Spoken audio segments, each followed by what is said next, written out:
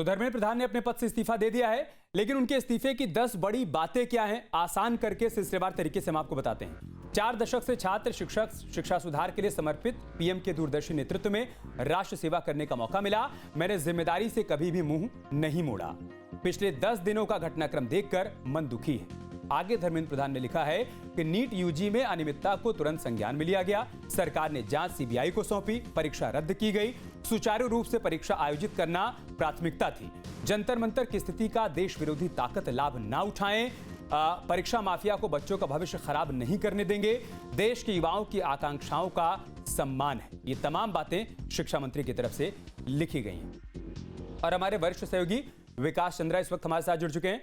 विकास जी, CJP की 3 प्रमुख मांगे थी। एक तो ये कि धर्मेंद्र प्रधान इस्तीफा दें, दूसरा है कि जिन छात्रों ने सुसाइड किया है उनके परिजनों को 1-1 करोड़ का मुआवजा दिया जाए, और तीसरा आंदोलन के दौरान जिन छात्रों पर लाठीचार्ज हुई है उनके साथ भी न्याय और इंसाफ होना चाहिए।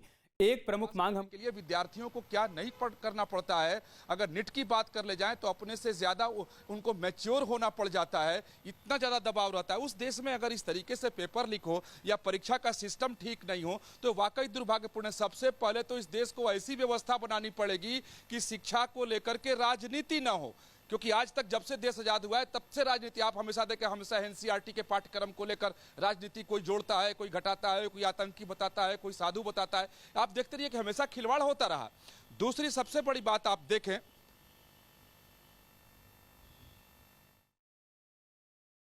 तो इस्तीफे की जो बड़ी बातें हैं उसको आसान करके बता रहे हैं और समझा रहे हैं, और आगे क्या क्या परिस्थितियां हो सकती हैं विकास चंद्रा उस पर भी जानकारी दे रहे हैं। लेकिन फिलहाल अब सबकी निगाह इस बात पर टिकी हुई है कि अभी जब मुलाकात होती है वीपी हाउस में जेपी नड्डा जितेंद्र सिंह से सीजेपी के प्रतिनिधियों की, तो फिर वहां से क्या बड़ी बातें निकल कर आती हैं। क्या आज ये आंदोलन समाप्त हो जाएगा, क्या कॉल ऑफ करने का फैसला लिया जाएगा, ये देखने वाली बात होगी। हुआ है, इस बीच में आ रहे हैं तो कई सारे अटकलें लगाई जा रही हैं, लेकिन मुझे ऐसा लगता है कि संसद का सत्र चल रहा है। सत्र के दरमियान कई सारे मुख्यमंत्री अपने राज्यों की योजनाओं, परियोजनाओं, विकास कार्यों को लेकर के प्रधानमंत्री से, गृह मंत्री से, वित्त मंत्री से, अलग अलग मंत्रियों से मिलते हैं ताकि सदन चल रहा है तो उनके राज्य को प्राथमिकता मिल जाए। और कई सारे बीजेपी के अंदर राजनीति भी चल रही है। जो शिवसेना के सांसद छूट करके उधर से एकनाथ शिंदे कैंप में आ गए, उसको लेकर के भी तानातनी चल रही है। तो अब देवेंद्र फडणवीस के साथ एकनाथ शिंदे रहेंगे तो हो सकता है कि उस और महाराष्ट्र की राजनीति को लेकर के भी इसमें बातचीत हो जाए। और आगे मंत्रिमंडल का विस्तार होना है तो इस बात की भी संभावना बनती है कि शिवसेना के खाते से कौन इस बार मंत्री होगा, किसे मंत्री बनाया जाएगा, क्योंकि एकनाथ शिंदे के बेटे श्रीकांत शिंदे की दावेदारी बहुत ज्यादा है। तो फिर बीजेपी के खाते से कौन बनेगा। तो राज्य के मुख्यमंत्री से इस पर जरूर मंत्रिमंडल विस्तार के पहले राय विचार होता है कि आपके राज्य से किस व्यक्ति को मंत्री बनाया जाए जो वहां लाभकारी सिद्ध हो सके। तो कई सारे मायने इस आगमन के हो सकते हैं। और देवेंद्र फडणवीस और एकनाथ शिंदे दोनों आ रहे हैं तो इसका बड़ा राजनीतिक कारण ही होगा। तो इस बीच बड़े सियासी घटनाक्रम देखने को मिल रहे हैं। हमारे सहयोगी विकास चंद्रा बता रहे हैं कि देवेंद्र फडणवीस और एकनाथ शिंदे दोनों ही दिल्ली आ रहे हैं। अब उनके दिल्ली आने के मायने क्या है वो भी देखना होगा। लेकिन बार बार हम इस बात का जिक्र कर रहे हैं कि क्या आज आंदोलन कॉल ऑफ किया जाएगा, क्या अब जंतर मंतर पर बीते 36 दिनों से जो आंदोलन चल रहा था वो समाप्त हो जाएगा। क्योंकि एक तरफ धर्मेंद्र प्रधान का इस्तीफा हो गया है, दूसरी तरफ एक बार फिर से मुलाकात होने जा रही है। अगर 2 और अन्य मांगे मान ली जाती हैं सरकार की तरफ से तो क्या हम ये माने कि आंदोलन यहीं से समाप्त हो जाएगा या फिर और सियासत इस पर देखने को मिलेगी। क्या कह रहे हैं उत्तर प्रदेश के पूर्व मुख्यमंत्री अखिलेश यादव, वो भी सुन लेते हैं। सभी सदस्यों से मिलने का मुझे मौका मिला। बेटे हमारे बगल में हैं, इन्होंने और इनके साथियों ने पूरी सेवा की है। जब वो तकलीफ और परेशानी और बीमारी की हालत में थे तब भी देखभाल, उनकी पूरी दवाई, इलाज, क्या क्या उस समय जरूरत है उनको पूरा किया। एक ऐसे इंसान को हम लोगों ने खोया जो पूरा जीवन उसने गुजार दिया लोगों की सेवा में। उन्होंने अपनी पहचान, अपनी मेहनत से। तो अखिलेश यादव को सुन रहे थे आप, जो कि मीडिया से बातचीत कर रहे हैं। दरअसल अभी हाल ही में समाजवादी पार्टी के 5 बार के विधायक रहे आलम बदी आजमी साहब का निधन हो गया, और अब जबकि उनके परिजनों से मुलाकात करने के लिए अखिलेश यादव पहुंचे तो मीडिया से बातचीत करते हुए वो अपनी संवेदनाएं प्रकट कर रहे थे।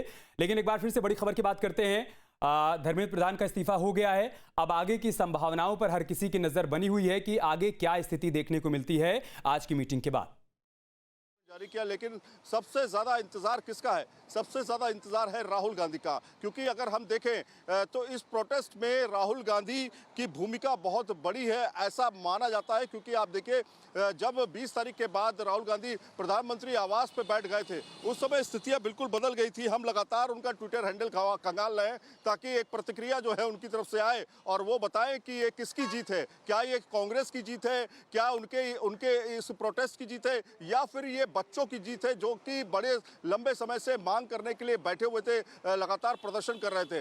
तो अभी कुछ ही देर में मुझे लगता है कि उनकी भी प्रतिक्रिया आई जानी चाहिए, क्योंकि जिस तरह से अब समय आ चुका है राजनीतिक प्रतिक्रियाओं का, तो हो सकता है कि वो कुछ सोच समझ रहे हों, उसके बाद जो है अपनी प्रतिक्रिया देश के सामने रखें। जी। तो सईद आमिर इस बात का जिक्र कर रहे हैं कि धर्मेंद्र प्रधान के इस्तीफे के बाद से अभी तक राहुल गांधी का कोई रिएक्शन सामने नहीं आया है। हालांकि आज सुबह मीडिया से बातचीत करते हुए उन्होंने कहा कि जब तक धर्मेंद्र प्रधान का इस्तीफा नहीं होगा आगे और कोई बातचीत नहीं होगी। अब जबकि धर्मेंद्र प्रधान का इस्तीफा हो गया है तो राहुल का क्या रिएक्शन सामने आता है वो देखने वाली बात होगी। 20 जून से दिल्ली के जंतर मंतर पर दरअसल प्रदर्शन चल रहा था, लेकिन ठीक एक महीने बाद 21 जुलाई को राहुल गांधी एक्टिव मोड में नजर आते हैं और विरोध प्रदर्शन में वो शामिल होते हैं। तो देखना होगा कि अब उनका क्या रिएक्शन आता है इस इस्तीफे के बाद। उनके कामों को आगे बढ़ाएं, परिवार के लोग उनका काम आगे बढ़ाएं। हम समाजवादी लोग हमेशा उनके साथ रहेंगे। हालांकि दुख की घड़ी में हम लोग आए हैं, लेकिन इधर जो एक खबर आई है वो ऐसी खबर है, खासकर नई पीढ़ी के लोगों में ऊर्जा भर दी है।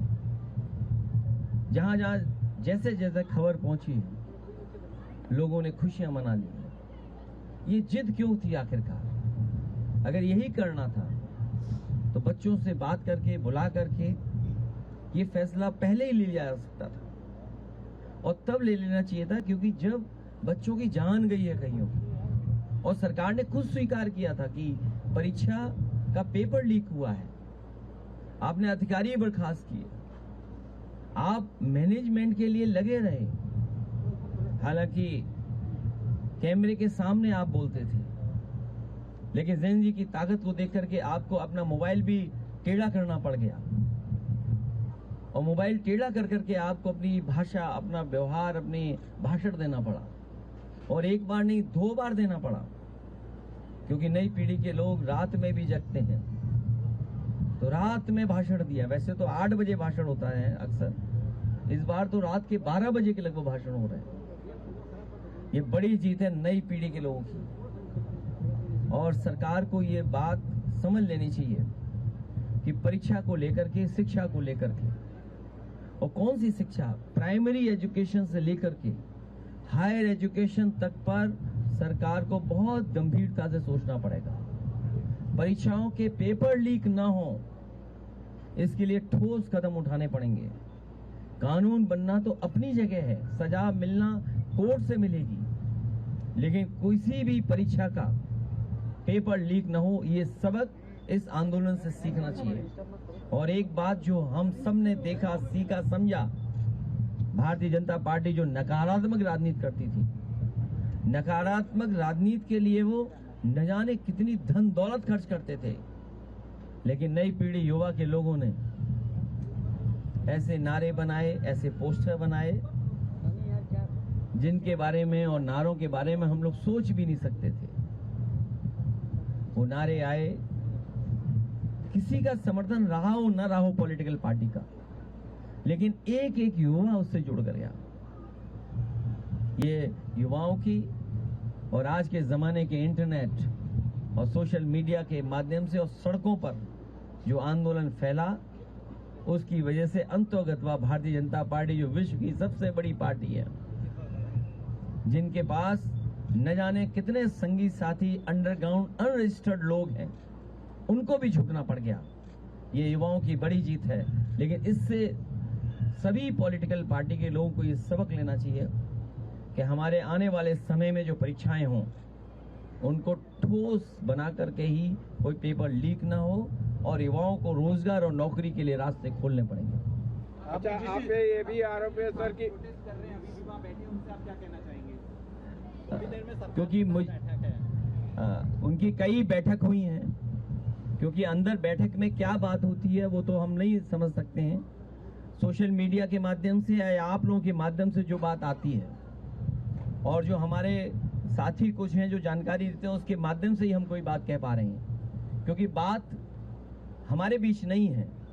लेकिन पहली बात जो थी, विपक्ष की भी ये मांग थी जिसकी वजह से सदन नहीं चल रहा था, स्पीकर महोदय के सामने या अन्य मौकों पर या जो धरने प्रदर्शन हुए, जिन धरने प्रदर्शनों में हम लोग शामिल हुए, यही मांग थी कि छात्र युवाओं की मांगे मानी जाएं, जिसमें सबसे पहली मांग यही थी कि मंत्री को इस्तीफा देना चाहिए। वो पूरी हुई है, उसके लिए बहुत बधाई छात्र नौजवानों को जिन्होंने डट करके बिना परवाह किए हुए और एक ऐसा आंदोलन जिसका एक्सपीरियंस करने सब जा रहे थे, बड़ी संख्या में लोग पहुंच रहे थे। किया गया है कहा है कि मनमानी से सबके मालिक बनेंगे, ऐसा नहीं हो सकता है। युवा पीढ़ी से बातचीत करके ही नतीजे निकालने चाहिए।